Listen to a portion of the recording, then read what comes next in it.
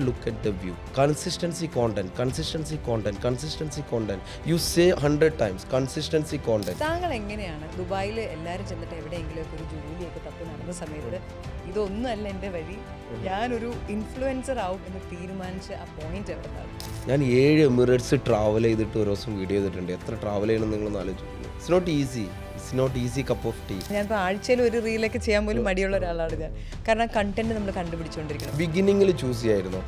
Then you understood that you're not supposed to do that, right? ശരിയാണ്. അതാണ് സംഭവിക്കുന്നത്. ഒരു ഇൻഫ്ലുവൻസറുടെ ലൈഫ് പുറത്തുനിന്ന് നോക്കുമ്പോൾ ഭയങ്കര എക്സൈറ്റിംഗ് ആയിട്ട് തോന്നും. ശരിക്കും ഒരു ഇൻഫ്ലുവൻസറുടെ ലൈഫ് എങ്ങനെയാണ്? ഈ വീഡിയോ 1 മില്യൺ ആവണം, അടുത്തത് 1 മില്യൺ ആവണം. You cannot get it. അത് ഞാൻ ഒരു മണിക്കൂർ ജോലി ചെയ്താൽ എനിക്ക് കിട്ടുന്നത് 2000 ദിർഹംസ്. ഇപ്പം ഞാൻ ചൂസ് ചെയ്യാണ്. ഞാൻ എല്ലാ വീഡിയോസും എടുത്ത് ചെയ്യൂല, കാരണം എനിക്കറിയാം എന്തെടുക്കണം എന്തെടുക്കണ്ടെന്ന്. പക്ഷേ ഇൻ ദ ബിഗിനിങ് സ്റ്റേജിൽ ഞാൻ ചൂസ് ചെയ്യായിരുന്നില്ല. ലാസ്റ്റ് 6 ഇയേഴ്സ് കണ്ടിന്യൂസ് ആയിട്ട് കൺസിസ്റ്റൻ്റ് ആയിട്ട് ഞാൻ വീഡിയോ ഇടുന്നുണ്ട്. I cannot sleep. ഗൂഗിളിൽ ചെന്നിട്ട് most famous influencer in GCC എന്ന് പറയുമ്പോൾ ഒരു പേര് പൊങ്ങി വരും. അപ്പോൾ നമ്മൾ നോക്കും, ആ ഇൻഫ്ലുവൻസർ കൊള്ളാലോ, ഞാൻ കണ്ടിട്ടുണ്ടല്ലോ. അപ്പോൾ നമുക്ക് മനസ്സിലാവും ഇദ്ദേഹം ഒരു ഇൻഫ്ലുവൻസർ മാത്രമല്ല, സ്വന്തമായിട്ടൊരു ബ്രാൻഡ് ബിൽഡ് ചെയ്ത് ഒരു പെർഫ്യൂം ബ്രാൻഡും കൂടി സ്വന്തമായിട്ടുള്ള ഒരാളാണെന്ന്. അസർ വെൽക്കം. എന്തുകൊണ്ട് വിശേഷം? നല്ല വിശേഷം അസർ. ഭയങ്കര എനർജിയുള്ള പല പല ഫുഡ്സ് എടുത്ത് ഇങ്ങനെ പ്ലേറ്റ് ഒക്കെ എടുത്ത് അമ്മാനൊക്കെ ആടി സ്വന്തം പെർഫ്യൂം ഒക്കെ വെക്കുന്ന ഈ കക്ഷിയെ ഞാൻ ഇഷ്ടം പോലെ ഓൺലൈനിൽ കണ്ടിട്ടുണ്ടെങ്കിലും നേരിട്ട് ഇപ്പോഴാണ് എനിക്ക് കാണാൻ സാധിച്ചത്. ഇവിടെ നിന്ന് നമ്മൾ നോക്കുമ്പോൾ നമുക്കൊരു അസൂയ തോന്നുന്ന ലൈഫാണ് താങ്കളുടേത്. അതായത് നാട്ടിൽ ഇൻഫ്ലുവൻസർ അല്ല, നിങ്ങൾ ദുബായിലാണ് നിങ്ങൾ ഇൻഫ്ലുവൻസറായി. നമ്മൾ കഷ്ടപ്പെടുന്ന നമുക്കെല്ലാം അറിയുള്ളൂ, അത് പുറത്ത് നമ്മൾ കാണുന്നില്ല. എൻ്റെ ചോദ്യം ഇതാണ്, താങ്കൾ എങ്ങനെയാണ് ദുബായിൽ എല്ലാവരും ചെന്നിട്ട് എവിടെയെങ്കിലുമൊക്കെ ഒരു ജോലിയൊക്കെ തപ്പി നടന്ന സമയത്ത് ഇതൊന്നുമല്ല എൻ്റെ വഴി, ഞാനൊരു ഇൻഫ്ലുവൻസർ ആവും എന്ന് തീരുമാനിച്ച ആ പോയിന്റ് എവിടെ നിന്നാണ്? മലയാളികൾക്കൊരു കഴിവുണ്ട്, നമുക്ക് അവസരം കിട്ടിയാലും മുതലാക്കുക എന്നുള്ള. അപ്പം എനിക്ക് ഈ അവസരം കിട്ടി ഇങ്ങനെ ഒരു ഇൻഫ്ലുവൻസിങ് മാർക്കറ്റിംഗ് ചെയ്യാനുള്ള, ഒരു കൊമേഴ്ഷ്യൽ ഇൻഫ്ലുവൻസിങ് മാർക്കറ്റിംഗ്. അത് നന്നായിട്ടാണ് മുതലാക്കി. എൻ്റെ ഒരു ആഗ്രഹം ഉണ്ടായിരുന്നു, എന്താണ് നമ്മളെ കഴിവ് എല്ലാവർക്കും ഉണ്ടല്ലോ. അപ്പോൾ ഒരാൾക്ക് ജോലി എടുത്തിട്ട് പൈസ ഉണ്ടാക്കാം, നമ്മളെ കഴിവുകൾ ഉപയോഗിച്ചിട്ട് കൂടുതൽ പൈസ ഉണ്ടാക്കാം, അല്ലെങ്കിൽ ബിസിനസ് ചെയ്തിട്ടും പൈസ ഉണ്ടാക്കാം. അപ്പോൾ നമ്മൾക്കുടെ കഴിവുകൾ, ഇപ്പോൾ ഒരാൾ 1 മണിക്കൂർ ജോലി ചെയ്താൽ കിട്ടുന്ന പൈസ എന്ന് പറഞ്ഞാൽ 10 ദിർഹമാണെന്ന് വെച്ചോളി. അത് ഞാൻ 1 മണിക്കൂർ ജോലി ചെയ്താൽ എനിക്ക് കിട്ടുന്നത് 2000 ദിർഹംസാണ്. അത് നമ്മളെ ടാലൻറ്റ്, നമ്മളെ സ്കില്ല് ടാലൻറ്റ് അപ്ലിഫ്റ്റ് ചെയ്തിട്ട് അത് യൂസ് ചെയ്തിട്ട് നമുക്ക് പൈസ കൂടുതൽ ഉണ്ടാക്കാം. അപ്പം പെട്ടെന്ന് നമുക്ക് പൈസക്കാരനാവാം. ഈ കേട്ട് കഴിയുമ്പോൾ ആൾക്കാർ വിചാരിക്കുന്നത് എന്താണെന്ന് അറിയോ, ഇത്ര ഈസിയാണോ കാര്യങ്ങൾ? ചെല്ലുന്നു, ചെയ്യുന്നു, പൈസ ഉണ്ടാക്കുന്നു. താങ്കളൊരു വളരെ തെറ്റിദ്ധാരണാജനകമായ ഉത്തരവാണ് ഇപ്പൊ പറഞ്ഞിരിക്കുന്നത്. ഇതിൻ്റെ ഒരു സംഭവം എന്ന് വെച്ചാൽ നമ്മൾക്ക് നല്ലൊരു ടോപ്പിലെത്തണം എന്നുണ്ടെങ്കിൽ ആരാണെന്നുണ്ടെങ്കിലും ഓക്കെ, ലോക കോടീശ്വരൻ എലൻ മസ്കിന് ഡെയിലി ക്രിറ്റിസിസം കിട്ടിക്കൊണ്ടിരിക്കുകയാണ്.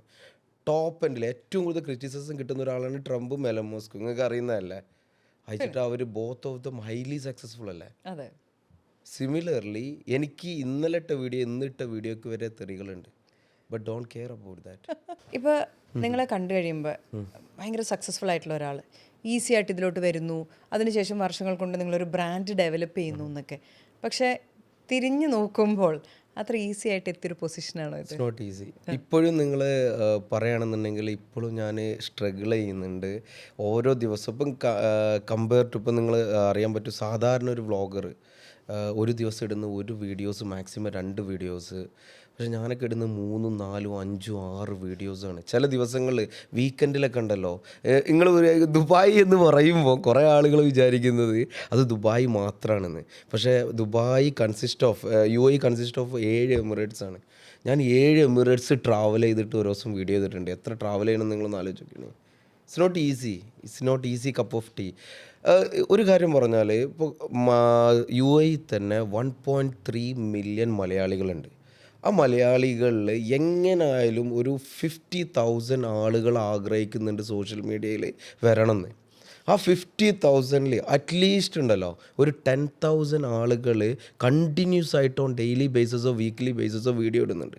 അതിലൊരു 10 പേർക്ക് അവിടെ നിൽക്കണം എന്നുണ്ടെങ്കിൽ അതിൻ്റെ ബുദ്ധിമുട്ട് നിങ്ങളൊന്ന് ആലോചിച്ച് നോക്കിയാണ്.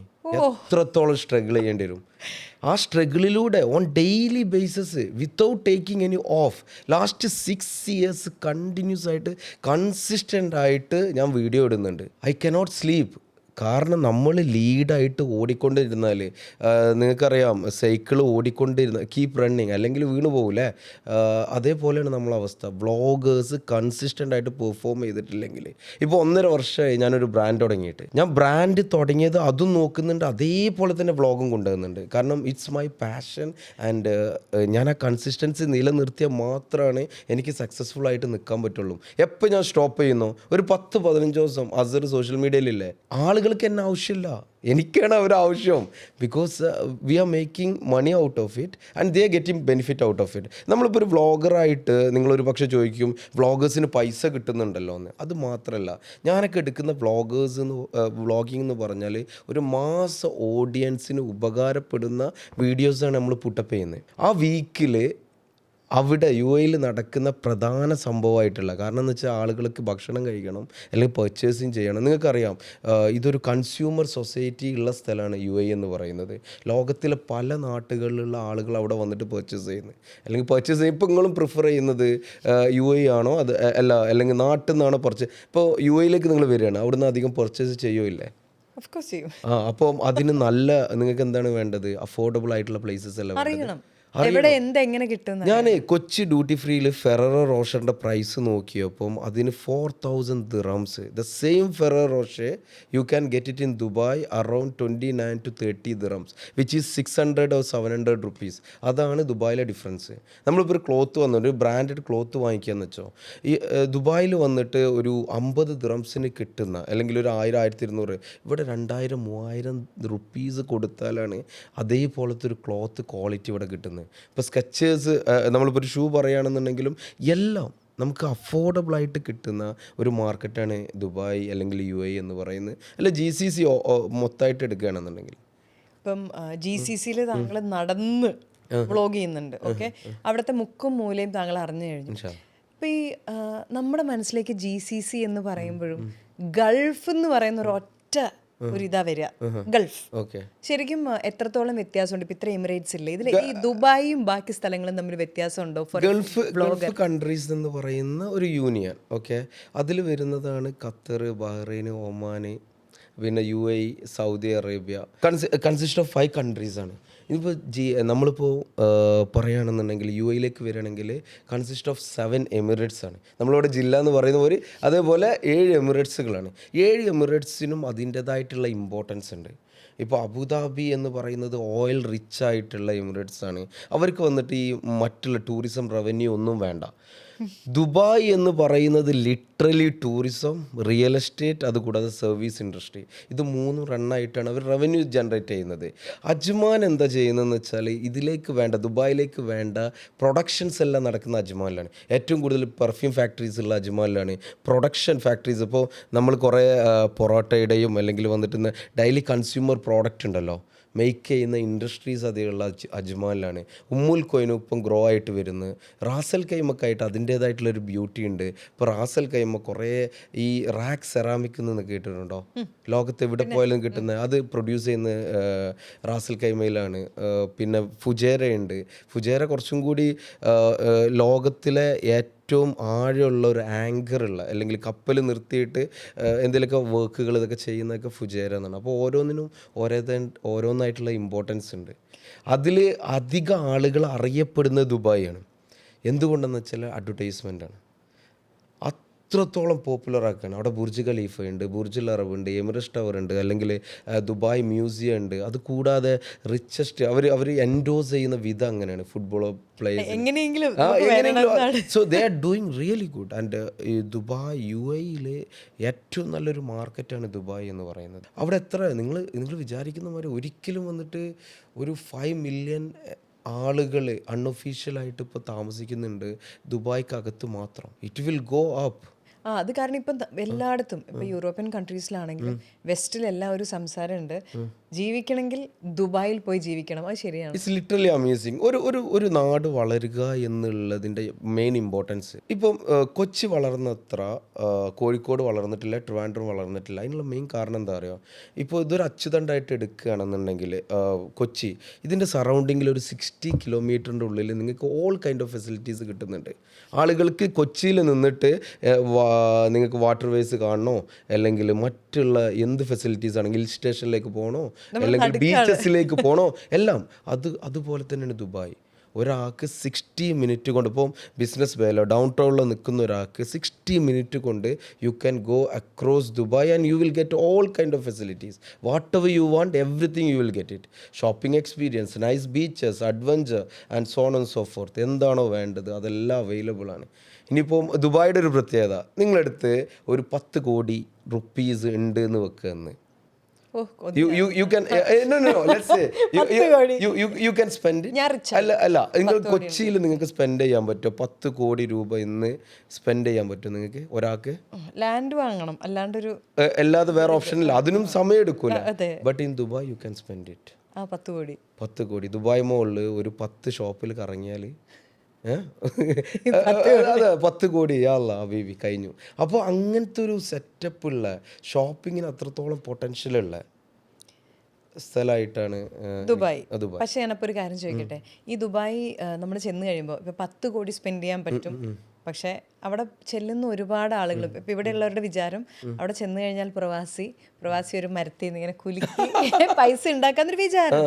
പക്ഷെ ശരിക്കും ഇത്രയും സ്പെൻഡ് ചെയ്യാൻ പറ്റുമെങ്കിലും ദുബായിലുള്ളൊരു പ്രവാസിയുടെ ജീവിതം ശരിക്കും ഈ പറഞ്ഞ പോലെ പോഷ് ആൻഡ് റിച്ച് ആണ്. എസ്പെഷ്യലി മലയാളികൾ, അല്ലെങ്കിൽ എവിടെ നോക്കിയാൽ നിങ്ങൾക്ക് കാണാൻ പറ്റും, ആളുകൾ കൂടുതൽ താല്പര്യപ്പെടുന്നത് റിച്ചായ ആളുകളുടെ വീഡിയോ കാണാനാണ്.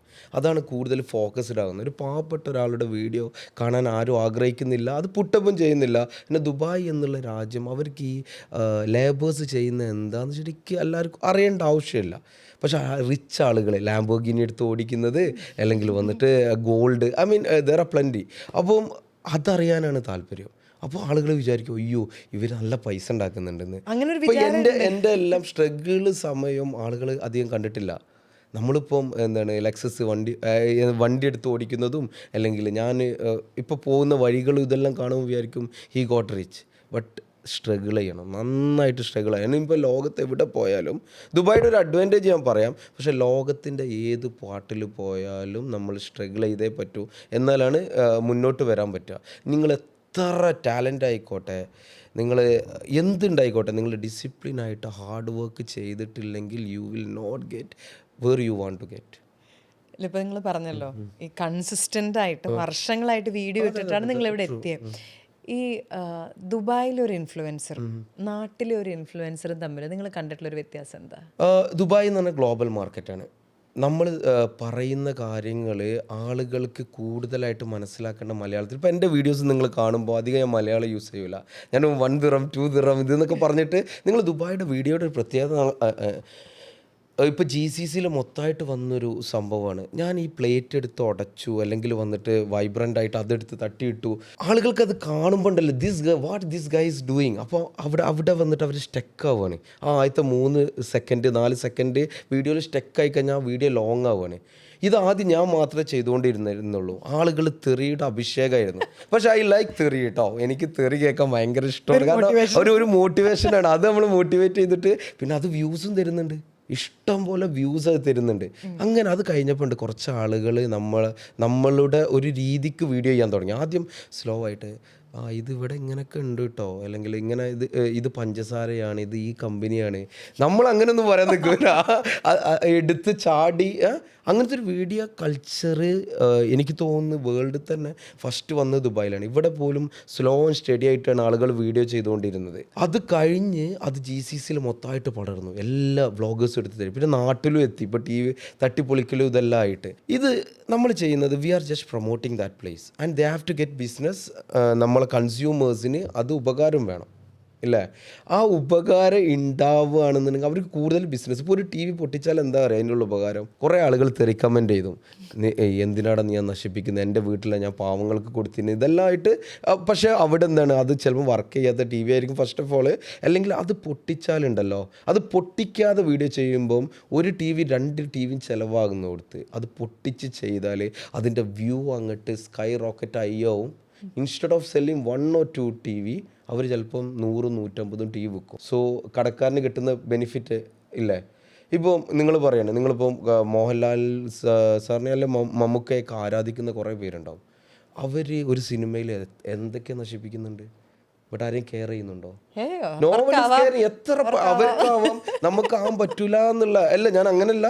അത് അവരെ എത്രത്തോളമായി ആ ആക്ടിങ് അടിപൊളിയാണ്, അതാണ് ഇതാണ് ഇതുള്ളത്, പിന്നെ പറയാം അതാണോ ഇതെന്ന് ചോദിക്കുന്നത്. Because they want to get business. അവർ നമുക്ക് പേ ചെയ്യുന്നത്.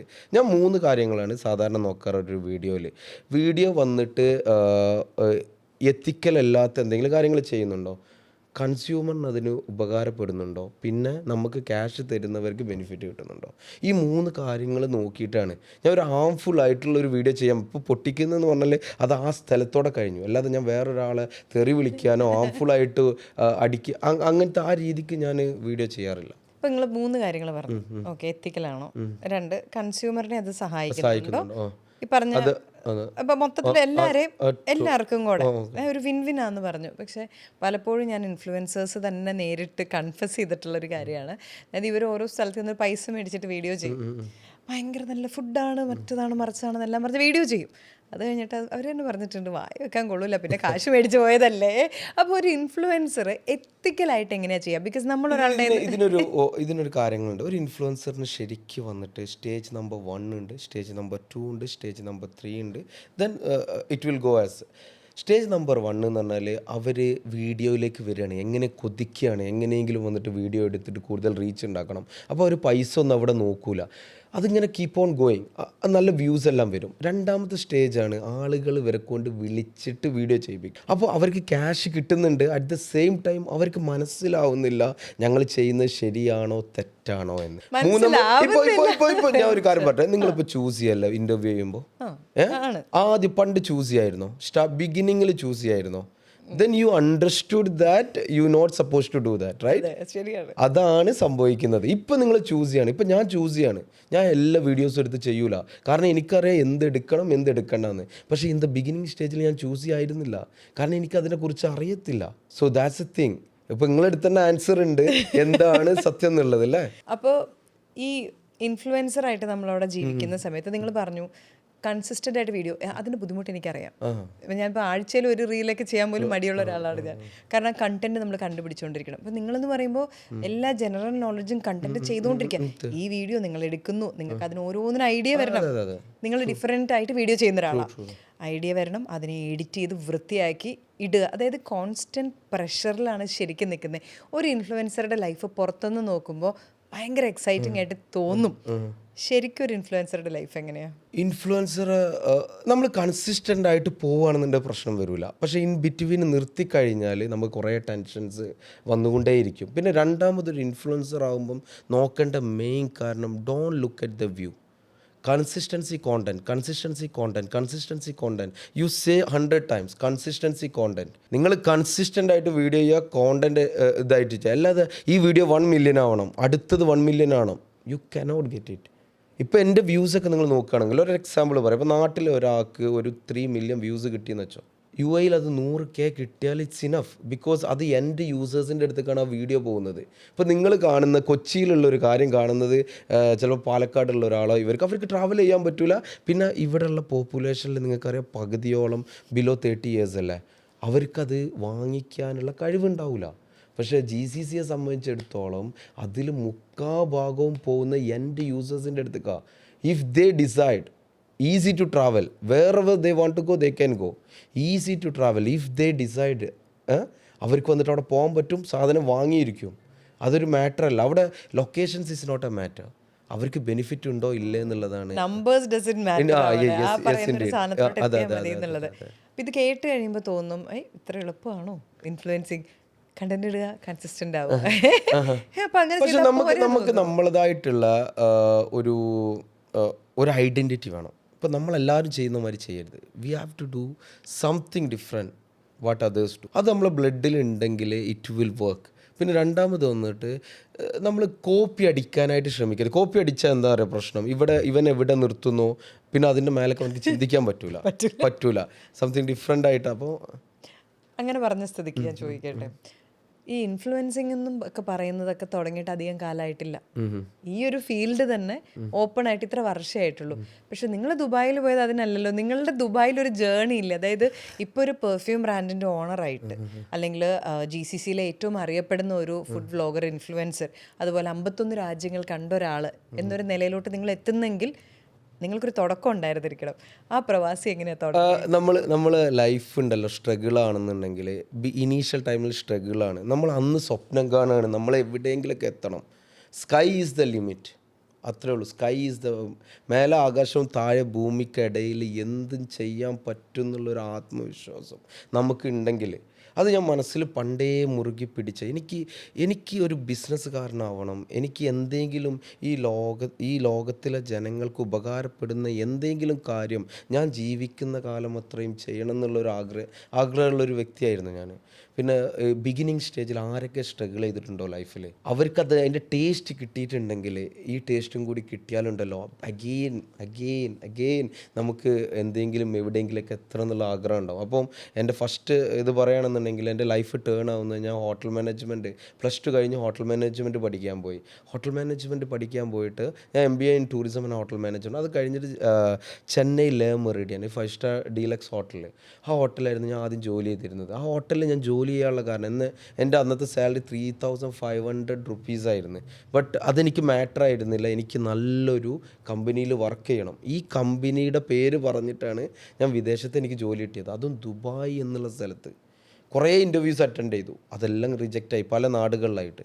അങ്ങനെ ദുബായ് എന്ന സ്ഥലത്ത് ബുർജുൽ അറബ് എന്ന ഒരു പ്രോപ്പർട്ടിയിൽ, it's not easy, most luxurious hotel in the world ആണ്. കുറേ ആളുകൾ ബുർജുൽ അറബ് എന്ന് പറയുമ്പോൾ 7 സ്റ്റാർ ഹോട്ടൽസ് എന്ന് പറയും. ബുർജുൽ അറബ് 7 സ്റ്റാർ ഹോട്ടലല്ല, അത് ഒരു മാധ്യമ പ്രവർത്തകനെ അതിനെ എംബസൈസ് ചെയ്തിട്ട് പറഞ്ഞതാണ്, it's a 7 star, there is no other hotel like this എന്ന് പറഞ്ഞപ്പോൾ ആളുകൾ 7 സ്റ്റാർ മൗത്ത് പബ്ലിസിറ്റിയിൽ 7 സ്റ്റാർ ആയി. ബുർജുൽ അറബ് ശരിക്കും 5 സ്റ്റാർ ഡീലക്സ് ഹോട്ടലാണ്. ഇൻ ദ വേൾഡിൽ 7 സ്റ്റാർ എന്ന് പറഞ്ഞ കാറ്റഗറി ഇല്ല. നിങ്ങളിപ്പോൾ ഗൂഗിളിൽ ഒരു റിവ്യൂ എഴുതുകയാണ്, ലെറ്റ്സ് സേ ഗൂഗിളിൽ വന്നിട്ട് 1 to 5, it's not a 7 star hotel. Okay. It's a 5 star deluxe hotel because I worked there. I know, I went for the induction classes. അപ്പോൾ ഈ 7 സ്റ്റാർ ഹോട്ടൽ 7 സ്റ്റാർ ലോകത്തില്ല, നോ ഹോട്ടൽസ് സച്ച് എസ് 7. ഇപ്പോൾ ഒറ്റ example പറയാം, star എത്ര വരെ നമ്മൾ കൊടുക്കുക? 5 വരെയല്ലേ കൊടുക്കുക, 10 കൊടുക്കൂലല്ലോ. 10 ഔട്ട് ഓഫ് 10 എന്നുള്ള നമ്പേഴ്സാണ് കൊടുക്കുക. സ്റ്റാർ മാക്സ് കൊടുക്കല്ലേ, 5 അല്ലേ. പിന്നെ അതിലൊരു പ്ലസും കൂടി ഇടും, 5 സ്റ്റാർ പ്ലസ് ഹോട്ടൽസ്, അങ്ങനെ 7. അതെ, അതിൻ്റെ മേലെ ഇല്ല star. Only you will while your rating may be you say 10 out of 10 or 9 out of 10, അല്ലെങ്കിൽ 1 star 2 star 3 star 4 star 5 star dot. പിന്നെ അതിൽ പറഞ്ഞ പ്രീമിയം, ഡീലക്സ്, അല്ലെങ്കിൽ മോസ്റ്റ് ലക്ഷറിയസ്, അൾട്രാ ലക്ഷറി, അതിലെ ആ കാറ്റഗറിയിലാണ് അത് പറയാൻ പറ്റുള്ളൂ. There is no 7 star in this world. ഒരാൾ പറഞ്ഞങ്ങ് ഉണ്ടാക്കിയതാണ്. അതെ. അപ്പോൾ ചോദിച്ചു നോക്കിയിട്ട്, ഈ ഹോട്ടൽ, ഇപ്പം ലോകത്തിൽ ഒരുപാട് ഹോട്ടൽസ് ഉണ്ടല്ലോ, താങ്കൾ അവിടെ വർക്ക് ചെയ്തിട്ടുള്ള ഒരാളാണ്. അവിടുത്തെ സർവീസും താങ്കൾ വേറെ ലേമറിഡിയൻ അവിടുത്തെ സർവീസ് തമ്മിലുള്ള വ്യത്യാസം? There is not pretty much difference. ഒന്ന് അവിടുത്തെ ലൊക്കേഷൻ, ദ ബിൽഡിംഗ്, ആ ബിൽഡിംഗ് എന്ന് പറയുന്നത് ലോകത്തിൽ ഇപ്പോഴും നിങ്ങൾ ബുർജുൽ അറബിൻ്റെ മുമ്പിൽ ഇങ്ങനെ പോയി നിന്ന് നോക്കി, അത് 1997 ബിൽഡ് ചെയ്ത ഹോട്ടലാണ്. മോർ ദാൻ 30 ഇയേഴ്സിൻ്റെ അടുത്താവുന്നില്ല. ആ ഹോട്ടൽ ഇപ്പോഴും കണ്ടാൽ നിങ്ങൾ വണ്ടറടിക്കും. No hotels been build such a way that കടലിലൊരു മാൻമാൻ ഐലൻഡിൽ ഒരു ഷിപ്പിൻ്റെ ആകൃതിയിൽ, ഓക്കെ, ഒരു സെയിലില്ല പണ്ടത്തെ കാലത്ത് ആളുകൾ പോകുമ്പോൾ അതിൻ്റെ ആകൃതിയിൽ ഉണ്ടാക്കിയിട്ടുള്ള. പിന്നെ ഒരു കാര്യം, ഗസ്റ്റിന് ഒരു അമേസിങ് ഫീലിംഗ് ആണ് ആസ് യൂൺ ആസ് യു എൻ്റർ. അതിങ്ങനെ എൻ്റർ ആവുന്നൊരു രീതി, റോൾസ് റോയ്സ് കാറിലൊക്കെ എയർപോർട്ടിൽ നിന്ന് പിക്ക് ചെയ്ത് ഗസ്റ്റ് എൻ്റർ ആവുന്ന എൻട്രൻസിൽ തന്നെ ഉണ്ടല്ലോ, അവർ വണ്ടറടിക്കുകയാണ്. വാവ്. ദുബായിൽ, മറ്റുള്ള നാട്ടിൽ പോകുന്നതല്ല ദുബായിൽ ആളുകൾ അധികം നോക്കുന്നത് മേലോട്ടാണ്. What is happening there? എല്ലായിടത്തും സ്കൈ സ്കേപ്പേഴ്സ് അല്ലേ. അപ്പം ഇതിൻ്റെ ഉള്ളിലേക്ക് ഇങ്ങനെ പോവാണ്. ഉള്ളിലേക്ക് പോയിട്ട് കോൾ ടവൽസ് സെർവ് ചെയ്യുന്നു, അവിടെ ആളുകൾ സ്വീകരിക്കാൻ വരുന്നു. അത് കഴിഞ്ഞിട്ട് നേരെ അവരുടെ ബുക്കിംഗ് എന്താണെന്ന് നോക്കിയിട്ട് നേരെ floor 25 floor Burj Al Arab ഉണ്ടാക്കിയിരിക്കുന്നത് 25 ഫ്ലോർസാണ്, എല്ലാം ഡുപ്ലെക്സ് ഫ്ലോർ. അപ്പോൾ അതിൻ്റെ ഡബിളാണ്. നിങ്ങൾക്കറിയാലോ, ഒരു ഡുപ്ലെക്സ് ഫ്ലോർസിലാണ് ഇതുണ്ടാക്കില്ല. ഏത് ഫ്ലോറിലാണ് അവരുള്ളത്, ആ ഫ്ലോറിൽ അവിടെ പേഴ്സണൽ ബട്ട്ലേഴ്സ് ഉണ്ടാവും. അവർ റൂമിൻ്റെ ഓറിയൻറ്റേഷൻ കൊടുക്കുന്ന it's a amazing experience. But Burj Al അറബിൽ ഒരാൾക്ക് ലോങ് ടൈമിൽ നിൽക്കാൻ പറ്റില്ല. ഒരു ആർട്ടിഫിഷ്യലായിട്ട് നമുക്ക് ഫീൽ ചെയ്യും. ഒരു 3 nights 4 nights ഒക്കെയാണ് ബുർജ് അൽ അറബിൽ മാക്സിമം. പിന്നെ പൈസ ഉള്ളവർക്ക് പിന്നെ എന്തോ ആവാന്നുള്ള ഇതൊക്കെ കല്ലി വല്ലി ലെറ്റ് മീ സ്റ്റേ ദേർന്നുള്ള ചില ആളുകൾ. ഒരു ഗസ്റ്റ് എൻ്റെ അടുത്ത് വന്നിട്ട് പറഞ്ഞു, എന്താണ്, ഒരു കാറ് ലേറ്റായി. ഓക്കെ, അപ്പം അവർ വന്നിട്ട് ഡയമണ്ട് വിൽക്കുന്ന ആളാണ്. അപ്പോൾ അവന് ഡയമണ്ട് വിൽക്കുന്ന ആളാണെന്ന് എന്നോട് പറഞ്ഞു. അവർ വന്നിട്ട് പറഞ്ഞതാ. എന്നോട് പറഞ്ഞു, അവർ ഡയമണ്ട് മാതിരിയല്ല വിൽക്കുന്നത്, പൊട്ടാറ്റോസ് മാതിരിയാണ് വിൽക്കുന്നത്. So is that rich. So അങ്ങനത്തെ ആൾക്കാരാണ് അവിടെ വരുന്നത്. അവർക്കാവാം. അപ്പൊ അവിടെ നിന്നാണ് താങ്കള് ഒരു ഇൻഫ്ലുവൻസർ ആവാൻ തീരുമാനിക്കുന്നത്. ആ പോയിന്റ് ഏതായിരുന്നു? കാരണം നിങ്ങളുടെ ഉള്ളിൽ ഇത്രയും ക്രിയേറ്റിവിറ്റി ഒളിച്ചു കിടക്കുന്നുണ്ടെന്ന് വേറെ. ഇതിന്റെ പോയിന്റ് എവിടെ വരുന്നെന്ന് വെച്ചാല്, എനിക്ക് പണ്ടേ സ്കൂൾ കരിക്കുലം ആക്ടിവിറ്റീസിലൊക്കെ ഭയങ്കര ആക്റ്റീവായിരുന്നു. അതൊരു മാറ്ററാണ്. ഞാൻ സ്കൂൾ ലീഡറായിരുന്നു 9th സ്റ്റാൻഡേർഡിലൊക്കെ പഠിക്കുമ്പോൾ. അത് കഴിഞ്ഞിട്ട് എനിക്ക് ഷിപ്പിലേക്ക് ഒരു ഓപ്പർച്യൂണിറ്റി വന്നു. അപ്പോൾ ഞാൻ ഒരു 8 മാസം ഷിപ്പിൽ വർക്ക് ചെയ്തപ്പോൾ എനിക്ക് ലോകം കാണാൻ പറ്റി. അങ്ങനെയാണ് 40 കൺട്രീസ് ഞാൻ പോകുന്നത്, ഡിഫറെൻറ്റ് പ്ലേസസ്. അത് കഴിഞ്ഞാൽ വീണ്ടും ദുബായിലേക്ക് തന്നെ തിരിച്ചു വരിക. I did not like it.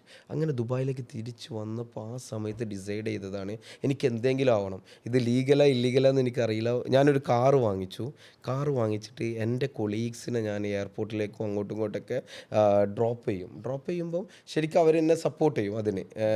അത് അന്നത്തെ സമയത്ത് അതിൻ്റെ ഇമ്പോർട്ടൻസ് എനിക്ക് അറിയില്ലായിരുന്നു, അങ്ങനെ ചെയ്യാൻ പാടില്ലായിരുന്നു. ഇപ്പം എനിക്ക് മനസ്സിലായി, കാരണം അത് ഇല്ലീഗലാണ്. നമുക്കങ്ങനെ കാർ ഡ്രോപ്പിങ്ങും ഇതൊന്നും ചെയ്യാൻ പറ്റില്ല. പക്ഷേ അതായിട്ടുള്ള അഡ്വാൻറ്റേജ് എനിക്ക് ഉണ്ടായെന്ന് വെച്ചാൽ, ദുബായ് എന്താണെന്ന് എനിക്ക് പഠിക്കാൻ പറ്റി. So I have to do something. ഈ കൺട്രി ആര് വന്നാലും, നമ്മളിപ്പം നാട്ടിൽ ഒരു സംഭവം 10 വർഷം കൊണ്ട് അച്ചീവ് ചെയ്യുന്നത്, Dubai you can do it in 3 years. അതാണ് ആ മാർക്കറ്റിൻ്റെ ഒരു പ്രത്യേകത. കേട്ട് കഴിഞ്ഞാൽ കൊതിയാവില്ല ദുബായിൽ നമ്മൾ ഒന്ന് ഒരു സംഭവം ആഗ്രഹിച്ച് ഒരു ഗ്രിപ്പ് കിട്ടിക്കഴിഞ്ഞാൽ, നാട്ടിൽ 10 വർഷം കൊണ്ട് അച്ചീവ് ചെയ്യുന്ന സംഭവങ്ങൾ you can do it within 3 years. And നമ്മൾ കുറച്ചും കൂടി അറിയപ്പെടുന്ന വ്യക്തികളാണെന്നുണ്ടെങ്കിൽ ഇറ്റ്സ് വെരി ഈസി. ഓക്കെ, അപ്പം ഞാൻ എൻ്റെ അടുത്ത കാര്യം ചോദിക്കട്ടെ. അതിൽ നിന്ന് നിങ്ങൾ ഒരു പെർഫ്യൂം ബ്രാൻഡ് തുടങ്ങുകയാണ്. ഞാൻ കേട്ടിരിക്കുന്നത് ദുബായ് എന്ന് പറയുമ്പോൾ എല്ലാ സാധനത്തിനെയും വ്യാജമായി ഉണ്ടാക്കാനും കൂടെ പറ്റുന്നൊരു സ്ഥലമാണ് പെർഫ്യൂമിൻ്റെ കേസിൽ. അങ്ങനെ ഒരു കാര്യമുണ്ടോ ശരിക്കും? വ്യാജമായിട്ടല്ല, റിപ്ലിക്ക. ഇപ്പോൾ നമ്മളൊരു നീഷ് ബ്രാൻഡ് അല്ലെങ്കിൽ വന്നിട്ട് വലിയ ഒരു പെർഫ്യൂം ഹൗസസ് ഒക്കെ ഉണ്ടല്ലോ, ഇപ്പോൾ ഷാനൽ, ഡിയോർ എന്നുള്ള പോലെ. അപ്പോൾ അവർ ബ്രാൻഡാണ്, ദേ ആർ ലിറ്ററലി ബ്രാൻഡ്. അവരെടുക്കുന്ന പ്രോഫിറ്റ് എന്ന് 600 times 700 times only because of that brand. നിങ്ങൾക്ക് ഡ്യൂട്ടി ഫ്രീയിലൊക്കെ പോയാൽ കാണാൻ പറ്റും 1200 1300 സെയിം കൊളോണ്, സെയിം ക്വാളിറ്റിയിൽ. നമുക്ക് അത് inspired വേർഷനായിട്ട്, same kind of ingredients what they are using, same kind of notes what they are using, you can sell it for 100 dirham, 50 dirham, it depends. അത് ചെയ്യാൻ പറ്റുന്ന ഒരു മാർക്കറ്റാണ് UAE മാർക്കറ്റ്, GCC മാർക്കറ്റ്. പിന്നെ ബിസിനസ്സിന് ഇത്രത്തോളം സപ്പോർട്ടീവായിട്ടുള്ള ഒരു സ്ഥലം UAE അല്ലാതെ വേറെ ഉണ്ടാവില്ല എന്ന് പറയുന്ന രീതിയിലാണ് അവിടുത്തെ എല്ലാ ബിസിനസ്സിനെയും അവർ സപ്പോർട്ട് ചെയ്യുന്നത്. ദേ സപ്പോർട്ടിങ്. നിങ്ങൾക്ക് ഒരു ബിസിനസ് തുടങ്ങണം, you need only 1 or 2 days to start a company. അതാണ് ദുബായിയുടെ പ്രത്യേകത. You can do it and everything is done in paper immediately. ഇപ്പോൾ നിങ്ങളോട് സംസാരിച്ചുകൊണ്ടിരിക്കുമ്പോൾ ഞാൻ അജ്മാലിലൊരു പ്രോപ്പർട്ടി എടുത്തിട്ടുണ്ട് പെർഫ്യൂമിന് വേണ്ടിയിട്ട്. അതിൻ്റെ ബില്ല് പേ ചെയ്യായിരുന്നു. It's very easy, I can do it from here. അതാണ്. ഇവിടെ അങ്ങനെ പറ്റുമോ? ഇവിടെ എത്ര ആൾക്കാരെ കാല് പിടിക്കണം? പക്ഷേ അവിടെ നമ്മൾ ഈ ലക്ഷറി ബാഗ്സ് ഒക്കെ ഇല്ലേ, ഇപ്പോൾ ലൂയി വിറ്റോൺ ഒക്കെ ആണെങ്കിലും അതിന് യു ഗെറ്റ് ഫസ്റ്റ് കോപ്പി, പക്ഷേ U shouldn't cell first copy. അങ്ങനെ പാടില്ലല്ലോ. അത് എന്താ സംഭവം എന്ന് വെച്ചാൽ, ചൈനയിൽ നിന്ന് ഫാക്ടറീസ് ഉണ്ടല്ലോ. അപ്പം അവരെന്താ വെച്ചാൽ സെയിം ഫാക്ടറിയിൽ തന്നെ ബാക്കിലൂടെ, ഒരൊറ്റ എക്സാമ്പിൾ ഞാൻ പറയട്ടെ. ഇപ്പോൾ ക്രിസ്റ്റ്യൻ ഡിയോറിൻ്റെ ബാഗ് 1000 ലോകത്ത് അടിച്ചിട്ടുണ്ടാവുള്ളൂ. Totally they have 1000 pieces. അപ്പോൾ ഒന്ന് വന്നിട്ട് 200,000 100,000 അവർ കൊടുക്കുന്നു. ഈ ലോകത്ത് 0.1% ആളുകൾക്ക് മാത്രം വെൽത്തുള്ളൂ അങ്ങനത്തെ വാങ്ങിക്കാൻ. പക്ഷെ എല്ലാവർക്കും ആഗ്രഹം ഉണ്ടാവും എനിക്കും ലക്ഷറി പ്രോഡക്റ്റുകൾ യൂസ് ചെയ്യണം. ഇപ്പോൾ എല്ലാവർക്കും ലക്ഷറി പ്രോഡക്റ്റുകൾ, പക്ഷെ ഇതിനെക്കുറിച്ച് നോളജ് ഇല്ലാത്തവരുണ്ട് കേട്ടോ. ഇപ്പം ഞാനൊക്കെ ക്രിസ്ത്യൻ ഡ്യൂർ യൂസ് ചെയ്തിട്ടുണ്ടെങ്കിൽ is not worth it. People knows, ആ റേഞ്ചിലുള്ള ആൾക്കാർക്ക് മനസ്സിലാവും ഈസ് നോട്ട് വർത്ത് ഇറ്റ്. കാരണം അത് അങ്ങനത്തെ ആളുകൾക്ക് മാത്രം വാങ്ങിക്കാൻ പറ്റുന്നൊരു സംഭവമാണ്. അപ്പോൾ അതിൻ്റെ ഡ്യൂപ്ലിക്കേറ്റ് ഇറങ്ങുന്നുണ്ട്, അത് ഈസി ടു സെൽ. പക്ഷേ നമ്മൾ മനസ്സിലാക്കണം, ബ്രാൻഡ് അഡിക്റ്റഡ് ആണ് ഇപ്പോഴത്തെ യൂണിവേഴ്സ്. നമുക്ക് റെസ്പെക്റ്റ് കിട്ടണമെന്നുണ്ടെങ്കിൽ, ഇപ്പോൾ ഞാൻ യൂസ് ചെയ്യുന്ന സ്നീക്കേഴ്സ് ആണെന്നുണ്ടെങ്കിലും ഡ്രസ്സ് ആണെന്നുണ്ടെങ്കിലും എല്ലാത്തിനും നമുക്ക് മറ്റുള്ളവർ നമ്മളെ കാണുന്ന വിധം ഓക്കെ ആണെന്നുണ്ടെങ്കിൽ നമ്മൾ ബ്രാൻഡുകൾ യൂസ് ചെയ്തേ പറ്റൂ. ലോകം അങ്ങനെ മാറി. നമ്മൾ വരുന്ന വണ്ടി, ആളുകൾ ഇപ്പോൾ ദുബായിലൊക്കെ മെയിനായിട്ട് നമ്മൾ വരുന്ന, ഞാൻ ഒരു പ്രീമിയം വണ്ടിയിലേക്ക് പോകാനുള്ള കാരണം തന്നെ ഞാനൊരു പെർഫ്യൂമിൻ്റെ മുതലാളി ആയതുകൊണ്ടാണ്. ഞാൻ അവിടെ ഓടിക്കുന്നത് ലെക്സസ് ആണ്. ലെക്സസ് ഓടിക്കാനുള്ള മെയിൻ റീസൺ എനിക്ക് ഇഷ്ടമുണ്ടായതുകൊണ്ടല്ല, അത് അവിടെ ചെയ്തേ പറ്റൂ. ഒരു സ്ഥലത്ത് വന്നിട്ട് ഞാൻ ഷോപ്പ് ചോദിക്കുമ്പോൾ, ഞാനൊരു നിസാൻ സണ്ണിയിലോ അല്ലെങ്കിൽ വന്ന് കൊറോള ക്രോസിലോ പോയാൽ they will not this guy don't have that much of stamina, അല്ലെങ്കിൽ അവൻക്ക് അത്രത്തോളം പൊട്ടൻഷ്യൽ ഇല്ല അത് വാങ്ങിക്കാൻ. അതേ ഒരു ലെക്സസിൽ നമ്മൾ പോയി പോകണമെങ്കിൽ ദിസ് ഈസ് ഇറ്റ്. അതിനിപ്പോൾ ഇതിലാണെങ്കിലും കുഴപ്പമില്ല, ലോണിലാണെങ്കിലും കുഴപ്പമില്ല. നമ്മളിത് ലോണിലല്ല ഞാൻ പറയാം, ലോണിലാണെങ്കിലും കുഴപ്പമില്ല. അതാണ് അവിടുത്തെ ഒരു മാർക്കറ്റ്. ദുബായ് നമ്മളെപ്പോഴും പോഷ് കാണിച്ചേ പറ്റൂ. നമ്മൾ ബിസിനസ്സിൽ നിൽക്കണം എന്നുണ്ടെങ്കിൽ നമ്മളെ ലക്ഷറി ലൈഫ് കാണിച്ചാലാണ് ആളുകൾ സ്റ്റാർട്ട് ട്രസ്റ്റിങ്. ബുദ്ധിമുട്ടാണല്ലേ? ബട്ട് അത് എൻജോയ് ചെയ്യുന്നുണ്ട്. അതൊരു വലിയ സംഭവമാണ്. നിങ്ങൾ കാശ് ഉണ്ടാക്കിയോണ്ട് അല്ലെങ്കിൽ നിങ്ങൾക്ക് എൻജോയ് ചെയ്യാൻ പറ്റുമായിരുന്നോ? അത് ക്യാഷ് ഉണ്ടാക്കാനുള്ള അവസരം അവിടെ ഉണ്ട്. ഡെഫിനറ്റ്ലി അത് സത്യം. ഇപ്പൊ നിങ്ങൾ ഈ പറയുന്ന ലെക്സസ് നിങ്ങൾക്ക് മേടിക്കാൻ പറ്റിയത് കൊണ്ടും നിങ്ങൾ ആ കഷ്ടപ്പാടിന്റെ കാലങ്ങളിലൂടെ കഴിഞ്ഞത് കൊണ്ടും നിങ്ങൾക്ക് പറയാം അത് എൻജോയ് ചെയ്യാം. പക്ഷെ ഒരു സാധാരണ പ്രവാസി ദുബായിൽ ശരിക്കും എങ്ങനെയാ ജീവിക്കും? ദുബായിൽ ഒരു സാധാരണ പ്രവാസി വരുമ്പം അവർ ഫോർകാസ്റ്റ് ചെയ്യണം. മാനിഫെസ്റ്റേഷൻ, നിങ്ങൾക്കറിയാം manifesting, how value it is. നമ്മൾ ഇമാജിൻ ചെയ്യണം we will be in that position. ഞാൻ എന്നെ നന്നായിട്ട് മാനിഫെസ്റ്റ് ചെയ്യാറുണ്ട്, എനിക്കിതാവണം. ഞാൻ ഒരൊറ്റ എക്സാമ്പിൾ പറയാം. ഞാൻ ഫസ്റ്റ് പ്രോപ്പർട്ടി തുറന്നപ്പോൾ I thought that I M gonna make 10 more properties. വലിയൊരു ഷെയ്ഖ് മുഹമ്മദ് ബിൻ സായിദ് റോഡിൽ 1 million vehicles on daily basis pass ചെയ്യുന്ന സ്ഥലത്ത്, നിങ്ങൾ കൗണ്ട് ചെയ്ത് അതിനെക്കാട്ടി കൂടുതലുണ്ടാവും. അവിടെ 4 റൂമിൽ ഒരു വലിയ ബോർഡ് ആണ്, അസ്റൻസ് എന്നുള്ള പേരിൽ ബോർഡ് വെച്ചു. ആ ബോർഡ് അവിടെ ഈസി അല്ല പാർക്ക് ചെയ്യാൻ, പക്ഷെ അവിടെ നല്ല കച്ചവടം നടക്കുന്ന ഷോപ്പാണ്. ഇപ്പോൾ ഏറ്റവും കൂടുതൽ കച്ചവടം നടക്കുന്ന ഒരു ഷോപ്പുകളിലും അതൊന്നാണ്. മാർക്കറ്റിൽ ഇങ്ങനെ പറയണം അസ്റൻസ് ഈസ് ജസ്റ്റ് അറൈവ്ഡ്. നമ്മളുണ്ടല്ലോ ഒരു റോർ ചെയ്തിട്ട് നമ്മൾ കേട്ട് വന്നു മാർക്കറ്റിൽ നിന്ന് ആളുകൾ മൊത്തമായിട്ട് കാണണം. ആ പബ്ലിസിറ്റി ഞാൻ അതിൻ്റെ തൊട്ടടുത്ത് വേറെ എവിടെയെങ്കിലും ബോർഡ് വെച്ചിട്ട് ഫീ കൊടുക്കുകയാണെങ്കിൽ എങ്ങനെയായാലും വന്നിട്ട് 50,000 to 100,000 പെർ മന്തിന് ചാർജ് ചെയ്യും. അമ്മാതിരി പവറിലുള്ള സ്ഥലത്ത് ഇവിടെ ഒരു ഓഫീസ് തുറന്നു, ഗോഡൗണും തുറന്നു. ഫസ്റ്റ് തന്നെ വന്നിട്ട് ഞാൻ വലിയ സംഭവമാക്കുകയാണെന്ന് ജനങ്ങളോട് അങ്ങോട്ട് പറഞ്ഞു. ഇങ്ങോട്ട് കണ്ടിന്യൂസ് ആയിട്ട് അത് കഴിഞ്ഞ് 2 മാസം കഴിഞ്ഞപ്പോൾ കരാമയിൽ തുറന്നു, അബുദാബിയിൽ തുറന്നു, അല്ലയിൽ തുറന്നു, പിന്നെയും ദുബായിൽ തുറന്നു, പിന്നെയും ദുബായിൽ തുറന്നു, പിന്നെ ഷാർജയിൽ തുറന്നു, ഇപ്പോൾ അജ്മാനിൽ തുറക്കാൻ പോകുന്നു, ഖത്തറിൽ തുറക്കാൻ പോകുന്നു, ഒമാനിൽ തുറക്കാൻ പോകുന്നു, ആൻഡ് ഗോയിങ് ഓൺ. ഇപ്പോൾ കൊച്ചി വരെ ഞാൻ സംസാരിച്ചു. അപ്പോൾ നമ്മൾ എത്രത്തോളമാണോ മാർക്കറ്റിൽ അഗ്രസീവായിട്ടുള്ളത് അത്രത്തോളം ജനങ്ങൾ നമ്മളെ സ്വീകരിക്കും. പിന്നെ ഇതിൻ്റെ ഒരു അഡ്വാൻറ്റേജ് എന്താ വെച്ചാൽ, നിങ്ങൾ ചിന്തിക്കേണ്ട കാര്യം, ഒരു സിനിമാ നടന്മാരെയോ നടികളെയോ അല്ലെങ്കിൽ ഫേമസ് ഫേസിനെയോ ഇനി മുതൽ മാർക്കറ്റിലേക്ക് ആവശ്യമില്ല. യൂസുഫ് അലിക്ക, ലുലുവിന് ഒറ്റ പേരേ ഉള്ളൂ യൂസുഫ് അലിക്ക. ആ ഒറ്റ പേരിലാണ് ആ ബ്രാൻഡ് അങ്ങോട്ട് ബിൽഡായത്. യൂസുഫ് അലിക്ക സെലിബ്രിറ്റി ആയിരുന്നു ആദ്യം. ഈ ബിൽഡ് ഹിംസെൽഫ് അതൊന്ന് കഷ്ടപ്പെട്ട് പണിയെടുത്തിട്ട് ആ രൂപത്തിലാക്കുമ്പോൾ നമ്മളുണ്ടല്ലോ ഒരു ഞാൻ വലിയ ആളാവുമെന്ന് വിശ്വസിച്ചിട്ട് നമ്മളൊരു കാര്യം ജനങ്ങളോട് പറഞ്ഞാൽ they will not trust you. നിങ്ങളത് ആയിട്ടുണ്ടല്ലോ പറഞ്ഞാലുണ്ടല്ലോ പീപ്പിൾ വിൽ ട്രസ്റ്റ് യു. പക്ഷെ ഇപ്പൊ ഈ പറഞ്ഞില്ലേ ആദ്യം ആ 4 കട ഒരുമിച്ച് തുറന്നു, അതും അത്രയും ഇൻവെസ്റ്റ്മെന്റ്. അതിനുശേഷം നിങ്ങൾ പല സ്ഥലങ്ങളിലായിട്ട് തുറന്നു. ശരിക്കും പറഞ്ഞാൽ you invested. Yes indeed. You took a huge risk. കാരണം അത്രയും പൈസ വരണം. അതെ, ആ പൈസ കൊണ്ട് നിങ്ങൾക്ക് ഇൻവെസ്റ്റ് ചെയ്ത് അടുത്തത് തുറക്കുക എന്ന് പറയുമ്പോൾ ഇത് വെച്ചിട്ട് നമ്മൾ അടുത്തതിൽ പോവുക. ഈ ഒരു റിസ്ക് എടുക്കാനുള്ള ഞാൻ ഫസ്റ്റ് 2 ഷോപ്പിന് whether I get or not നമ്മൾ എടുക്കുകയാണെന്നുണ്ടെങ്കിൽ റിസ്ക് എടുത്തേ പറ്റൂ. നമ്മൾ ലൈഫിലുണ്ടല്ലോ വെറുതെ ഇരുന്നാൽ ആരും മുട്ടായി ഉണ്ടെന്നിട്ടോ ചോറുണ്ടെന്നിട്ടോ പരി തരൂല. നമ്മൾ കഷ്ടപ്പെട്ടാൽ മാത്രമാണ് നമുക്ക് എന്തെങ്കിലും കിട്ടുള്ളൂ. സോ നമ്മളൊരു കാൽക്കുലേറ്റീവ് റിസ്ക് എടുക്കണം. നമ്മളുടെ റവന്യൂലുണ്ടല്ലോ, ഇപ്പോൾ ഒരു 100 dirhams ഉണ്ടെന്ന് വെച്ചോ, 60 dirhams you put on your business, 40% just keep it as backup. അത് വേറെ ഇൻവെസ്റ്റ്മെൻറ്റ്. അത് നമുക്ക് വന്നിട്ട് പാസീവായിട്ട് ഇൻകം, ഒന്നില്ല റിയൽ എസ്റ്റേറ്റ്, ഗോൾഡ്, സ്റ്റോക്ക്, ഇതിൽ ഇൻവെസ്റ്റ് ചെയ്യുക. 60% you keep on putting. And എൻ്റെ പെർഫ്യൂമിന് ഞാൻ ഓൺലി 2 ഷോപ്പിന് വേണ്ടിയിട്ട് ഇൻവെസ്റ്റ്മെൻറ്റ് ഇട്ടിട്ടുള്ളൂ. Rest all are the profit of മറ്റേ ഷോപ്പിൻ്റെ. അത് അപ്പോൾ ഇനി ദുബായിലോട്ട് വരുമ്പോൾ ഇപ്പം നിങ്ങളൊരു ഒരു സീരിയൽ ഓൺട്രപ്രണർ എന്ന് പറയുന്ന പോലെ നിങ്ങളിനി വരും, പലതായിട്ട് നിങ്ങൾ പോയിക്കൊണ്ടിരിക്കും. അപ്പം നിങ്ങൾ ഇങ്ങനെ ഒരു ഇത് തുടങ്ങുമ്പോൾ നിങ്ങൾക്ക് ഇതുപോലെ തന്നെയുള്ള കുറേ മലയാളികളെ അറിയാൻ പറ്റുമോ? ലൈക്ക് ദുബായിൽ ഒത്തിരി ഇങ്ങനെ ബിസിനസ് ചെയ്യുന്ന മലയാളികളുണ്ടോ? നമ്മളറിയാത്ത എത്രയോ പേരുണ്ടല്ലോ ഓരോ മേഖലയിലും സക്സസ്ഫുൾ ആയിട്ടുള്ള. നമ്മൾ അതിന് ഡീറ്റെയിൽ, ഈ മലയാളിയുടെ പ്രത്യേകത എന്താണെന്നറിയോ? അവിടെ ഫെറാറി ഓടിക്കുന്ന മലയാളിയുണ്ട്. അത് മറ്റുള്ള കമ്മ്യൂണിറ്റിയിൽ നമ്മൾ കാണാത്ത ഫെറാറി ഓടിക്കുന്ന മലയാളിയുണ്ട്, സൈക്കിൾ ഓടിക്കുന്ന മലയാളിയുണ്ട്. ഇതാണ് ഒരു ഡിഫറൻറ്റ്. ഇതിൻ്റെ ഇടയിലുള്ള എല്ലാവരും അവൈലബിൾ ആണ്. പിന്നെ ഏത് മാർക്കറ്റ് എടുത്താലും അതിൽ ടോപ്പ് സെഗ്മെൻറ്റിൽ നമ്മളുണ്ടാവും. അപ്പോൾ റിയൽ എസ്റ്റേറ്റ് എടുക്കുകയാണെന്നുണ്ടെങ്കിൽ Sobha construction is belongs to Malayali and other there are plenty. അത് കഴിഞ്ഞിട്ട് നമ്മൾ ലുലു നോക്കുകയാണെങ്കിലും, നെസ്റ്റ നോക്കുകയാണെന്നുണ്ടെങ്കിലും, മലബാർ ഗോൾഡ് നോക്കുകയാണെന്നുണ്ടെങ്കിലും, നിങ്ങൾ ഏത് industry, any industry you take, all ടോപ്പിൽ നിൽക്കുന്ന മലയാളികളുടെ ഒരു പ്രത്യേകത എന്ന് പറഞ്ഞാൽ, അത് ചില പേര് കിട്ടും, എല്ലാവരും അല്ല, കൺസിസ്റ്റൻ്റ് ആയിട്ട്, ഡെഡിക്കേറ്റഡ് ആയിട്ട്, discipline is the word which we need to keep on use it. നമ്മൾ എത്ര ടാലൻറ്റഡ് ആയിട്ടും കാര്യമില്ല, എന്ത് കഴിവുകളുണ്ടെന്ന് പറഞ്ഞിട്ടും കാര്യമില്ല. If you are not discipline you will not be successful. നമ്മൾ രാവിലെ എണീക്കണം, 10 മണി വരെ ഉറങ്ങിയിട്ട് let me see the business. അപ്പോഴേക്കും ദുബായിയുടെ പകുതി കഴിഞ്ഞു, ആളുകൾ പൈസ ഉണ്ടാക്കി.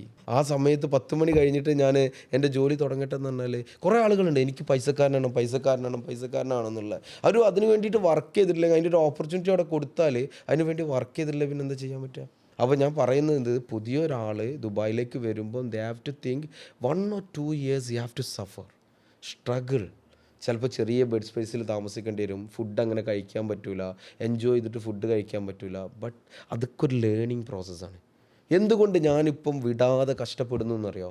ഞാൻ പണ്ട് കഷ്ടപ്പെട്ടതുകൊണ്ട് എനിക്ക് ആ കഷ്ടതയിലേക്ക് ഇനി പോവരുത് എന്നുള്ള ഒരു പേടി, ഭയം ഉണ്ടല്ലോ, ആ ഭയമാണ് എന്നെ മോട്ടിവേറ്റ് ചെയ്യുന്നത്. പിന്നെ രണ്ടാമത്തെ കാര്യം, നമ്മളൊരു സ്ഥലത്ത് എത്തിപ്പിടിച്ച് കഴിഞ്ഞാൽ don't give up, do it. ഇനി എത്ര വീണാലും പ്രശ്നമില്ല, ജംപ് ആൻഡ് ഗോ അഹെഡ്. അത് ഞാൻ പഠിച്ചപ്പോൾ ഒരു സ്പോർട്സ്മാൻ സ്പിരിറ്റ് വേണമെന്ന് പറയില്ല ആളുകൾക്ക്, തോൽവിയും ജയവും തിരിച്ചറിയണം. അതേപോലെ തന്നെയാണ് വ്ളോഗിങ്. എപ്പോഴും വന്നിട്ട് നമ്മൾ we are not going in a straight path, sometime we will not get enough views.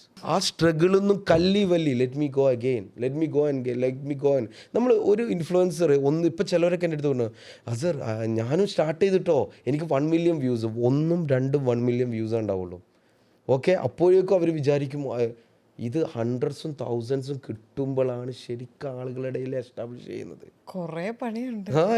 അപ്പോൾ ഇപ്പോൾ കുറേ പേര് തുടങ്ങുന്നുണ്ടെന്ന് പറഞ്ഞല്ലോ. ഇപ്പോൾ പൊതുവേ ഞാൻ റീസെൻ്റ്ലി ഒരു സ്റ്റഡി വായിച്ചതാണ്, ദുബായ് ഇൻഫ്ലുവൻസേഴ്സിനെ കുറിച്ച് മെയിനായിട്ട് ഞാനതിൽ വായിച്ചത്.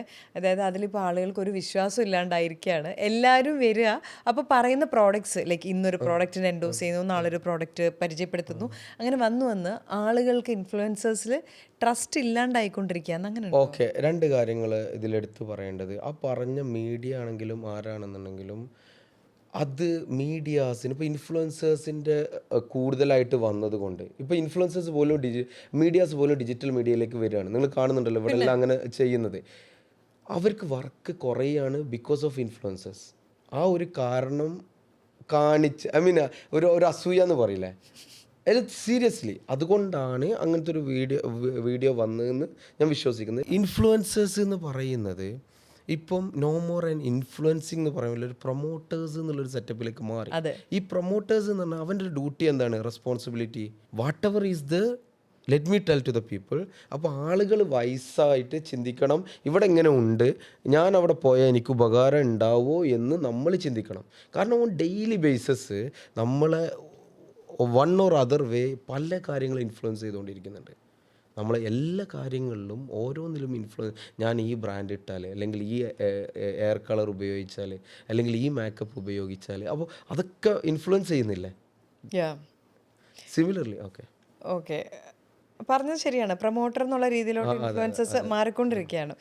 താങ്കൾ ഇത് തുടങ്ങിയത് ഫുഡ് വെച്ചിട്ടാണ്. ഓക്കെ, ഈ ഫുഡിനോടുള്ള അഗാധമായ ഇഷ്ടം കൊണ്ടാണോ ഫുഡ് ബ്ലോഗിങ്ങിലോട്ട് കടന്നത്? ഞാനൊരു ഹോട്ടലിയറാണ്. ഈ ഹോട്ടൽ മാനേജ്മെൻറ്റ് പഠിച്ചുകൊണ്ട് ഫുഡിൻ്റെ ടേംസൊക്കെ എനിക്ക് നന്നായിട്ട് അറിയായിരുന്നു. അപ്പോൾ ഈ ഫുഡിൻ്റെ പല ഫുഡ് വ്ളോഗേഴ്സും ആ സമയത്ത് നല്ല രസമുണ്ട് കേട്ടോ, അല്ലെങ്കിൽ ഇത് ചിക്കനാണ് മട്ടനാണ് അതോടെ നിർത്തിയിരുന്നു. ഞാൻ ഇതിൻ്റെ കട്ട്സ്, ഇതിൻ്റെ ഡിഫറെൻറ്റ് കൈൻഡ്സ് ഓഫ് കട്ട്സ്, ഇതിൻ്റെ sauces, how it's marinated, how it's cooked, അല്ലെങ്കിൽ ആ പ്രോസസ്സ്, അതിൻ്റെ ടെമ്പറേച്ചർ എത്രയാണ്, ഇതെന്താണ് എക്സാക്ട്ലി ആളുകൾക്ക് എക്സ്പ്ലെയിൻ ചെയ്ത് കൊടുത്തിരുന്നത്.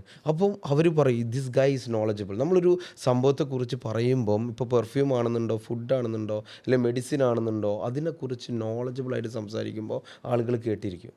സോ അതെനിക്കൊരു വലിയൊരു അഡ്വാൻറ്റേജായി. അതുകൊണ്ട് ഞാൻ ഫുഡ് വ്ളോഗിൽ പിക്കപ്പായി. വൺസ് ഞാൻ ഫേമസ് ആയി കഴിഞ്ഞതിന് ശേഷം കൂടുതൽ ആളുകൾ എന്നെ ഫുഡ് വ്ളോഗിലേക്ക് വിളിക്കൽ തുടങ്ങി. ഒരു സമയം കഴിഞ്ഞിട്ട് ഞാൻ റിയലൈസ് ചെയ്തു, ഒരു ഫുഡ് വ്ളോഗ് ചെയ്യാൻ ഓൾമോസ്റ്റ് 4 hours മിനിമം വേണം. 2 hours shooting, 2 hours editing, uploading, നല്ല വ്ലോഗ് ഭയങ്കര പണിയാണ്. Super market, you will get more money, you only need 1 hour. You take everything, this 5 dirham, 6 dirham, 7 dirham, 8 dirham.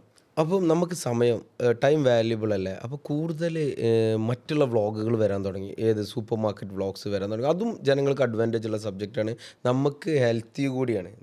ഞാനൊക്കെ jumping അല്ലെങ്കിൽ വന്നിട്ട് running, ഇതൊക്കെ ആകുമ്പോൾ ഹെൽത്ത് അത് നമുക്ക്. അപ്പോൾ ഞാൻ എന്താ വെച്ചാൽ ഫുഡ് വ്ളോഗ് കുറച്ചിട്ട് അത് ചെയ്തു. പക്ഷേ വ്യൂവിലും ഇതിലൊന്നും ഒരു മാറ്റം ഉണ്ടായില്ല.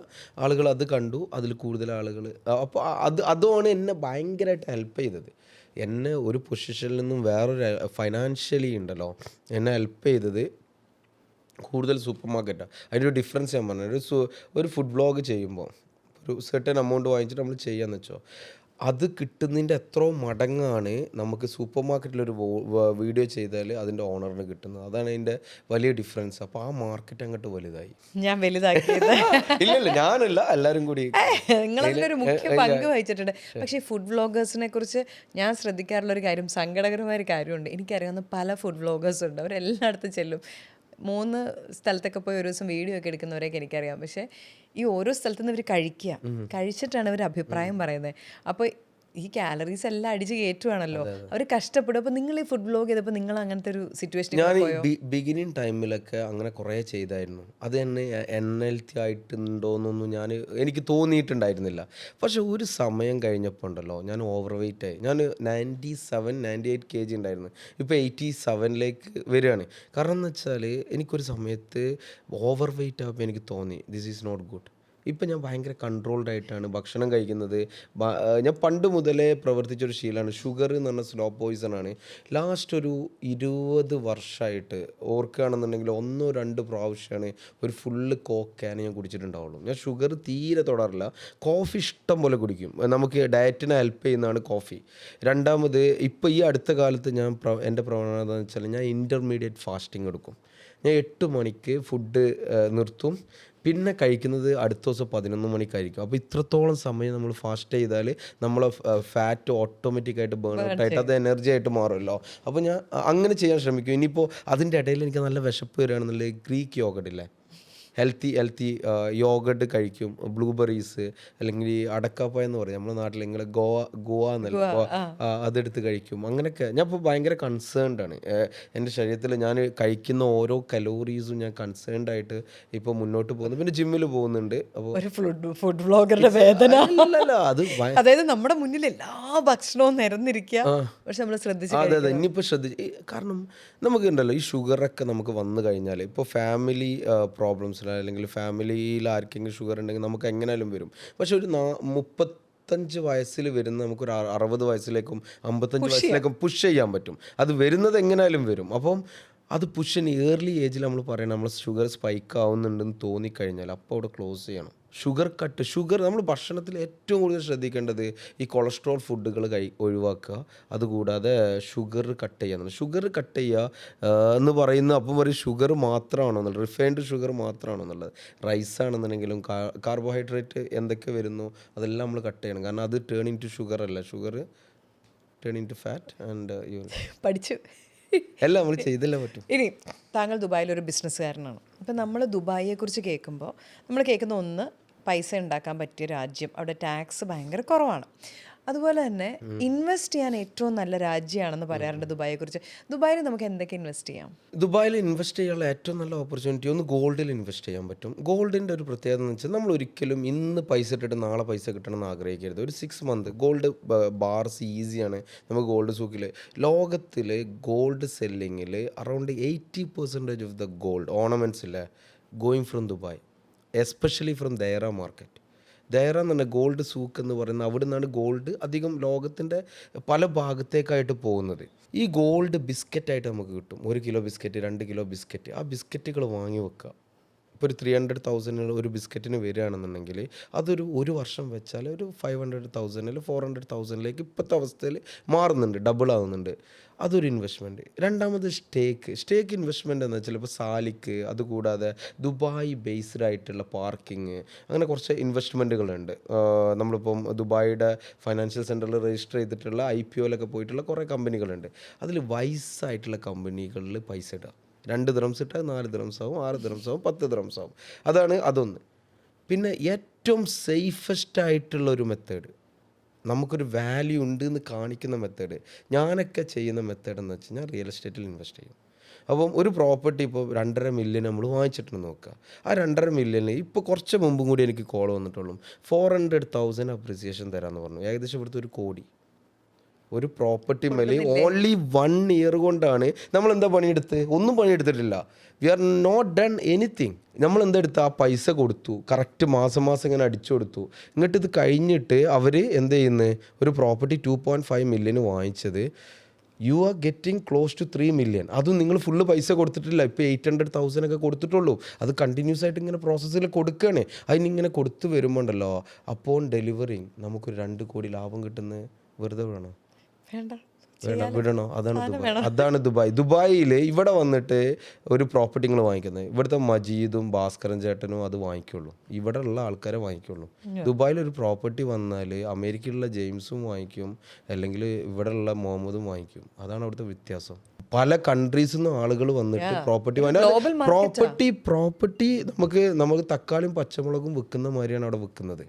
അത് ഇന്നിപ്പോൾ നിങ്ങൾക്ക് ഒരു 10 മിനിറ്റ് ഉണ്ടെങ്കിൽ നിങ്ങളെ പ്രോപ്പർട്ടി മറ്റൊരാളിലേക്ക് ട്രാൻസ്ഫർ ചെയ്യും, പൈസ കൊടുത്ത് കലാസ്, ദാറ്റ്സ് ഇറ്റ്. പക്ഷെ ഇവിടെ അങ്ങനെ പ്രോസസ്സല്ല. ഇവിടെ അളക്കും, അതാക്കും, ഇതാക്കും. നമുക്ക് പ്രശ്നം സമയമെടുക്കും. അതുപോലെ തന്നെ ഇപ്പം വീട് മേടിക്കൽ ഞാൻ കേട്ടിട്ടുണ്ട്. അതായത് ഒരുപാട് ആളുകൾ അവിടെ ഇൻവെസ്റ്റ് ചെയ്ത് വീട് വാങ്ങി തുടങ്ങിയിട്ടുണ്ടെന്ന്. അത്രയ്ക്ക് ഈസിയാണോ? അപ്പോൾ വേറൊരു കൂട്ടർ പറഞ്ഞു ഇപ്പോൾ പീക്കാണ്, വീട് വാങ്ങരുത്, അങ്ങനെയാണോ? ഇല്ലില്ല.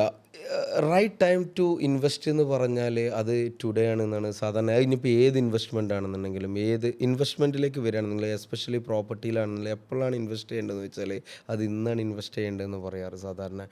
നിങ്ങൾ എപ്പോഴെങ്കിലും കേട്ടിട്ടുണ്ടോ റിയൽ എസ്റ്റേറ്റിന് വില കുറഞ്ഞത്? നമ്മളെ നാട്ടിൽ നിങ്ങൾ ജനിച്ച മുതൽ ഇവിടെ എന്തെങ്കിലും റിയൽ എസ്റ്റേറ്റ്? ഇല്ല. കുറേ ആളുകൾ അത് നെഗറ്റീവ് തോട്ട് ഉണ്ടാക്കുന്നത് whether they don't have money. അതിലൂടെ ആ പ്രോസസ്സിലൂടെ അതിൻ്റെ നെഗറ്റീവ് വശം കണ്ടിട്ട് ഒന്ന് സമാധാനിപ്പിക്കുക. പക്ഷെ പോസിറ്റീവായിട്ട് ചിന്തിക്കുന്നവർ ഈ ലോകത്തിലുള്ള യുദ്ധങ്ങളെല്ലാം നടന്നത് എന്തിൻ്റെ പേരിലാണ്? ലാൻഡ് അക്വയർ ചെയ്യാൻ വേണ്ടിയിട്ട്, കിട്ടാൻ വേണ്ടി. അതിൻ്റെ ആൻസർ കിട്ടിയില്ല. ഇപ്പം ഓക്കെ. അപ്പോൾ ഇൻവെസ്റ്റ് ചെയ്യുകയാണെങ്കിൽ ഇപ്പം ഇൻവെസ്റ്റ് ചെയ്യണം. ഓക്കെ. അതിങ്ങനെ പക്ഷേ ഇൻവെസ്റ്റ് ചെയ്യേണ്ട എവിടെയെന്ന് നമ്മൾ ചിന്തിക്കണം കേട്ടോ. അപ്രീഷിയേറ്റ് ആയിട്ടുള്ള ഒരു സ്ഥലത്ത് കൊണ്ടുപോയിട്ട് ഇൻവെസ്റ്റ് ചെയ്യരുത്. ഇനി അതിൻ്റെ മേലെ അത് അപ്രീഷിയേറ്റ് ആവാനില്ല. നമ്മൾ ഓഫ് പ്ലാൻ പ്രോപ്പർട്ടിയിൽ കൊണ്ടുപോയിട്ട് ഇൻവെസ്റ്റ് ചെയ്താലാണ് നമുക്ക് കൂടുതൽ ബെനിഫിറ്റുകൾ കിട്ടുക. അതിൻ്റെ റേറ്റ് കുറയത്തില്ല. നിങ്ങളിപ്പോൾ ഒരു 1 മില്യൺ കൊടുത്ത് പ്രോപ്പർട്ടിക്ക് 1 മില്യണിൽ താവില്ല. പക്ഷേ അത് ഡബിൾ അപ്രീഷിയേറ്റ് ചെയ്യൂല. പക്ഷെ ചില സ്ഥലത്ത് നോക്കിയും കണ്ടും ചെയ്യണം. അതെ. ദുബായ് അല്ലേ എല്ലാ ലാൻഡിലും കൊണ്ടുപോയിട്ട് ഇൻവെസ്റ്റ് ചെയ്യരുത്. ഇനി ദുബായിൽ ഒരു ബിസിനസ്സുകാരന് കിട്ടുന്ന ഗുണങ്ങൾ എന്തൊക്കെയാണ്? ഒന്ന്, ഈസി ആക്സസ് ആണ്. രണ്ടാമത്, എക്സ്പാൻഷന് പെട്ടെന്ന് ചെയ്യാൻ പറ്റുന്ന ഒരു സ്ഥലമാണ് ദുബായ് എന്ന് പറയുന്നത്. ഏറ്റവും ഇമ്പോർട്ടൻ്റ് ആയിട്ട് ഞാൻ കുറച്ച് പ്രിസൈസ് ആയിട്ട് തന്നെ പറയുന്നത്, 365 ദിവസവും നിങ്ങൾക്ക് ദുബായിൽ ബിസിനസ് ചെയ്യാൻ പറ്റും. ഇവിടെ പറ്റുമോ? ഇവിടെ പകുതി മഴ കൊണ്ടുപോകൂലേ, കുറച്ച് സമരം കൊണ്ടുപോകൂലേ? നിങ്ങൾക്ക് 365 ദിവസവും ദുബായിൽ ബിസിനസ് ചെയ്യാൻ പറ്റും, UAE ബിസിനസ് ചെയ്യാൻ പറ്റും. അങ്ങനത്തെ നാടുകൾ വളരെ റെയറേ ഉള്ളൂ. അത് മിഡിൽ ഈസ്റ്റിലെ നാടുകളിൽ പറ്റും. 365 ദിവസവും നിങ്ങൾക്ക് ബിസിനസ് ചെയ്യാൻ പറ്റും. നിങ്ങളൊരു നല്ല മഴ വന്നു ഒരു ദിവസം, business will go down drastically അല്ലേ? ദുബായിൽ എപ്പോഴും സീസണാണ്. ഇപ്പം ഒരു സമ്മറിൽ സീസണല്ല, സമ്മറിൽ എല്ലാവരും വെക്കേഷന് പോകുന്ന സീസണാണ്. ആളുകൾ പർച്ചേസ് ചെയ്തിട്ട് പോകും. ഒരിക്കലും ഡൗൺ ആവുന്നില്ല. ഡൗൺ ആവുന്ന വെച്ചാൽ സ്കൂൾ പൂട്ടുന്ന 2 മാസം ഡൗൺ ആവും. സെർട്ടൻ ഇൻഡസ്ട്രിക്ക് മാത്രമേ ഡൗൺ വരുള്ളൂ. ഏത് സമയത്തും സീസണാണ്. പിന്നെ സെലിബ്രേഷൻസ്, ഏറ്റവും നല്ല ന്യൂ ഇയർ നടക്കൽ ദുബായിലാണ്, ഏറ്റവും നല്ല ക്രിസ്മസ് നടക്കൽ ദുബായിലാണ്, ഏറ്റവും നല്ല ഈദ് നടക്കൽ, I mean in terms of celebrations കേട്ടോ. I'm not talking about religious perspective. എന്ത് കാരണങ്ങളുണ്ടെങ്കിലും അത് അവരൊരു സെലിബ്രേഷൻ ആക്കിയിട്ട് മാറ്റി. ഏറ്റവും നല്ല ഓണം നടക്കുന്ന, ഓണം ഫുഡ് കിട്ടുന്ന ഇവിടെ, സദ്യ കിട്ടുന്ന ഇവിടെ, ദുബായിൽ. You cannot get it here. ഏറ്റവും നല്ല ഇൻഗ്രീഡിയൻസിൽ ഫുഡ് ഉണ്ടാക്കുന്ന, കേരള ഫുഡ് ഉണ്ടാക്കുന്ന ഇവിടെ, ദുബായിൽ.